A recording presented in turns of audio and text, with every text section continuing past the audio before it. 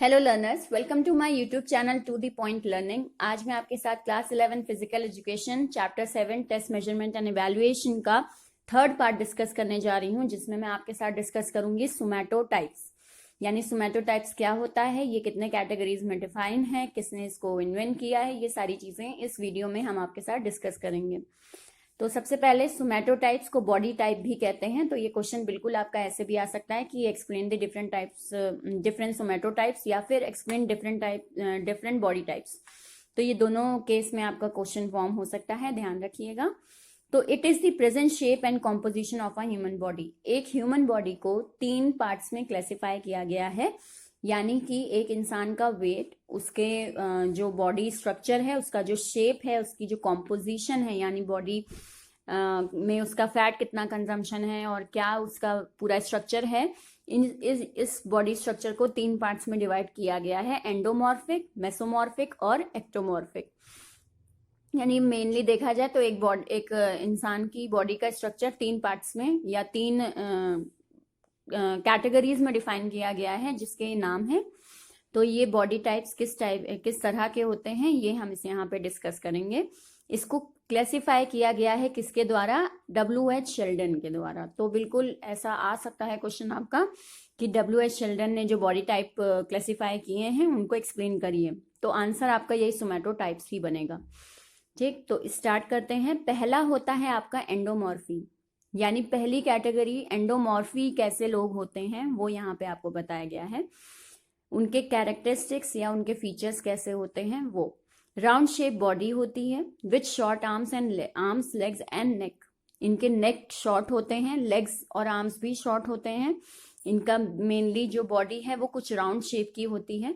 Body fat mainly distributed in the arms and thighs. और इनके शरीर में बॉडी फैट कहाँ पे सबसे ज्यादा स्टोर होता है? तो उनकी बाहों में, आर्म्स में और थाइज में स्टोर होता है। डिफिकल्ट टू लूज वेट, इन लोगों को वेट को लूज करने में बहुत दिक्कत होती है। And at a greater risk, ये रिस्क में रहते हैं of becoming obese as their metabolism is slower. इनका मेटाबॉलिज्म लेवल जो होता है वो कम होता है, इस कारण इनके में ओबीज हो जाने की, यानी मोटापा गेन कर लेने की बहुत ज्यादा एक रिस्क बना रहता है, और बहुत जल्दी फैट गेन भी करते हैं। तो मेनली आप इस कैटेगरी में डिफाइन कर सकते हैं, इमेजिन कर सकते हैं उन लोगों को जिनका वेट बहुत ज्यादा होता है और उनकी बॉडी कुछ राउंड शेप होती है। Their muscles are under developed and hidden under layers of fat. इनकी जो मसल्स होती हैं वो अंडर डेवलप्ड होती हैं और फैट की लेयर से कवर होती हैं। जनरली इनके शरीर को देखकर फैट ही फैट नजर आएगा आपको। मस्कुलर बॉडी इनके में नहीं नजर आती, मसल्स आपको बहुत शार्प नजर नहीं आएंगी इनके में। But it can be corrected bye regular exercises, लेकिन ऐसे लोग अपने आप को ठीक कर सकते हैं रेगुलर एक्सरसाइजेस से। They are prone to knee and feet problems and have a low centre of gravity. Generally इन लोगों को जो प्रॉब्लम्स होती हैं वो नी और फीट प्रॉब्लम्स होती हैं, पैर से रिलेटेड, घुटनों में दर्द या फ्लैट फुट जो प्रॉब्लम आपकी होती है, डिसेबिलिटी जो होती है, वो इन लोगों को बहुत जल्दी हो जाती है क्योंकि इनके शरीर का वेट बहुत ज़्यादा होता है। और लो सेंटर ऑफ ग्रेविटी होता है, यानी कि बहुत जो भी पकड़ होती है इनकी ज़मीन पर वो बहुत ज़्यादा नहीं रहती। They are not fit for sports which require a lot of endurance. जिस स्पोर्ट में बहुत ज़्यादा एंड्योरेंस, बहुत देर तक काम करने की या बहुत ही फोर्स के साथ काम करने की या फिर अपने थकान को रेसिस्ट करके तब कोई स्पोर्ट्स करने की, तो वो क्षमता इन लोगों में नहीं होती है। स्पीड नहीं होती है, रेसिंग, मैराथन, ये सब इनके लिए गेम नहीं होते हैं। एंड एक्सर्शन, कोई भी अगर ऐसा काम करना है जिसमें बहुत ज़्यादा जोर लग रहा है, बहुत ज़्यादा फोर्स लग रही है, तो वो स्पोर्ट्स इन लोगों के लिए नहीं होते, ये इनके लिए फिट नहीं होते। But with discipline, exercise regime and balance diet they participate in several sports. लेकिन फिर भी अगर रेगुलर एक्सरसाइज करें, एक बैलेंस डाइट को फॉलो करें, तो कुछ स्पोर्ट्स में ये पार्टिसिपेट कर सकते हैं, जैसे बैडमिंटन। हैमर थ्रो में आपको आपकी बॉडी वेट की बहुत ज़्यादा ज़रूरत होती है, और उस केस में अगर ये लोग हैमर थ्रो स्पोर्ट्स में इंगेज हों तो इनका परफॉर्मेंस अच्छा होता है, क्योंकि भारी चीज़ें उठा लेने की कैपेसिटी इनमें ज़्यादा होती है। टेनिस, स्विमिंग, पावर लिफ्टिंग या वेट लिफ्टिंग कहें तो वो भी काम ये लोग कर सकते हैं। वेट लिफ्टर्स अगर आप देखें तो कोई बहुत ज़्यादा लीन बॉडी वाले नहीं होते हैं, अच्छा खासा उनके में मास कंटेंट होता है। तो बिल्कुल वेट लिफ्टिंग वगैरह भी ये लोग कर सकते हैं अगर प्रॉपर एक्सरसाइज और बैलेंस डाइट फॉलो करते रहें तो। They should not engage in heavy cardio workouts. Heavy cardio workouts जो आपके होते हैं, यानी बहुत ज़्यादा रेस, रनिंग वगैरह, या हार्ट से रिलेटेड कोई ऐसा स्पोर्ट्स हो आपका जिसमें हार्ट बहुत तेज़ी से फंक्शन कर रहा है, जो कि आपके जनरली रेसिंग वगैरह होते हैं, तो वो ये नहीं कर सकते। उस तरह के वर्कआउट्स यानी उस तरह की एक्सरसाइजेज भी इनको अलाउ नहीं होती। And should take longer rest between exercise break. और इन लोगों को सजेस्ट किया जाता है कि अगर ये कोई एक्सरसाइज करते हैं तो उस बीच रेस्ट लेने वाले जो ब्रेक होते हैं वो लंबे होने चाहिए इनके, यानी कि जो ब्रेक है किसी भी एक्सरसाइज को करने का, वो ब्रेक इनके में लंबा होना चाहिए। तो ये सारे फीचर्स हो गए आपके एंडोमॉर्फी पर्सन्स के, कि एंडोमॉर्फी कैटेगरी कैसी होती है। नेक्स्ट डिस्कस करते हैं मेसोमॉर्फी, यानी मेसोमॉर्फिक पर्सन कैसे होते हैं। They usually have thick bones and muscles with rectangular shaped body. इन लोगों की बॉडी रेक्टेंगुलर शेप की होती है, ध्यान रखिएगा, वहां राउंड शेप था, यहाँ रेक्टेंगुलर शेप है। इनकी बोन्स थिक होती हैं, मस्कुलर बॉडी होती है जनरली इनकी। They have larger and broader chest. इनका जो चेस्ट होता है वो काफी लार्ज और ब्रॉडर होता है। Shoulders can be top sports person in any sports. इनके जो चेस्ट शोल्डर होते हैं वो ब्रॉड होते हैं और स्पोर्ट पर्सन में इनको इंक्लूड किया जाता है। यानी आप अगर एक एथलेटिक को देखें, एक स्पोर्ट पर्सन को देखें, तो बिल्कुल वैसी बॉडी की बात यहाँ मेसोमॉर्फी में हो रही है। Fit and fine and ready for any sports, तो उस टाइप की बॉडी यहाँ पे होती है इन लोगों की। ऐसी कैटेगरी के पर्सन को हम मेसोमॉर्फी पर्सन कहते हैं या मेसोमॉर्फिक कहते हैं।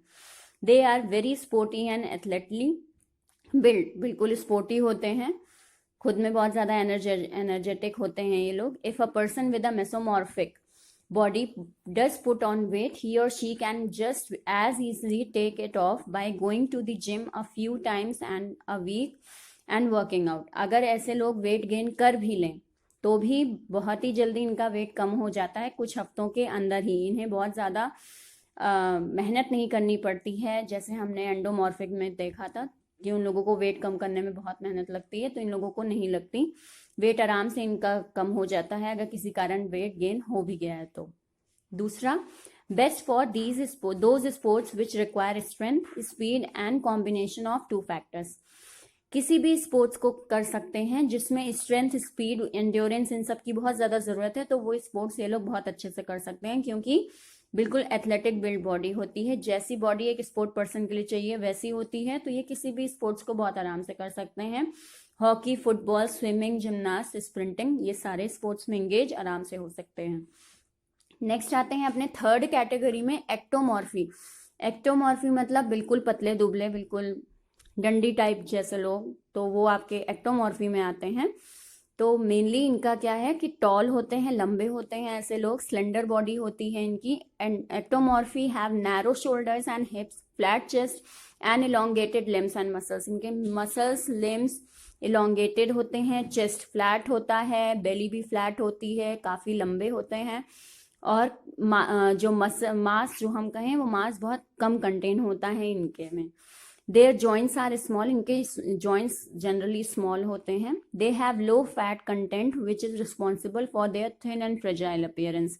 इनके शरीर में फैट कंटेंट होता है वो कम स्टोर होता है, यानी इनका मेटाबॉलिज्म लेवल अच्छा होता है और फैट बहुत जल्दी कंज्यूम हो जाता है इनके शरीर में। इसी कारण से ये लोग मेनली थिन रहते हैं और फ्रेजाइल बॉडी होती है, फ्लेक्सिबिलिटी इनमें बहुत ज़्यादा होती है। Difficulty in gaining weight and muscle mass due to fast metabolism, जो मैंने आपको बताया, मेटाबॉलिज्म लेवल फास्ट होने के कारण ये वेट जल्दी गेन नहीं कर पाते, मसल मास इनके में कम होता है। Their diet should be rich in calorie and fat and should be supplemented by cardio workouts। अगर ये अपने शरीर को सही करना चाहते हैं, मतलब बिल्कुल पतले से ठीक होना चाहते हैं, एक्टो से मेसोमॉर्फी बनना चाहते हैं, तो उस केस में इनको ऐसी डाइट लेनी चाहिए जिसमें कैलोरी और फैट ज़्यादा हो, और उसको साथ साथ कार्डियो वर्कआउट से भी सप्लीमेंट करते रहें। यानी ऐसा ही नहीं कि बैठ के बस खाने पीने लग जाए, नहीं, वो चीज़ नहीं, साथ साथ कार्डियो वर्कआउट्स भी करें ताकि उसका नेगेटिव असर आपके फैट का, ऑयल का, इन सब का नेगेटिव असर आपके हार्ट पे ना पड़े। तो उस केस में कार्डियो वर्कआउट्स भी करते रहें, ट्रेनिंग भी करते रहें, रूटीन एक फॉलो रखें और रिच डाइट भी लें जो कि कैलोरी और फैट से युक्त हो। दूसरा, स्पोर्ट्स सूटेबल फॉर देम। अब ये इन लोगों के लिए कौन सा स्पोर्ट्स सूटेबल होता है? Badminton, tennis, table tennis, gymnast, ये सारी जो स्पोर्ट्स हैं ये आपके एक्टोमॉर्फी लोगों के लिए बिल्कुल सूटेबल होती है। जिमनास्ट वगैरह तो इसलिए क्योंकि फ्लेक्सिबिलिटी बहुत ज़्यादा होती है इनमें, स्फूर्ति होती है इनके में, एनर्जी लेवल होता है इनके में, फ्लेक्सिबिलिटी अच्छी होती है।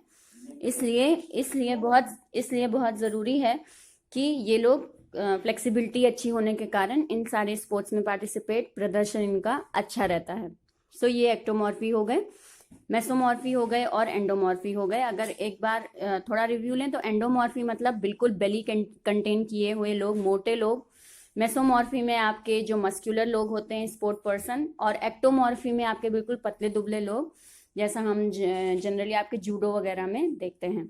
तो यहाँ आपका सोमैटोटाइप्स खत्म हुआ। अगर कोई कंफ्यूजन हो तो कमेंट सेक्शन में ज़रूर मेंशन करें। नए हैं तो चैनल को सब्सक्राइब ज़रूर करें और मेरे पुराने प्लेलिस्ट में जाकर बाकी वीडियोस भी ज़रूर देखें। Thank you and have a nice day.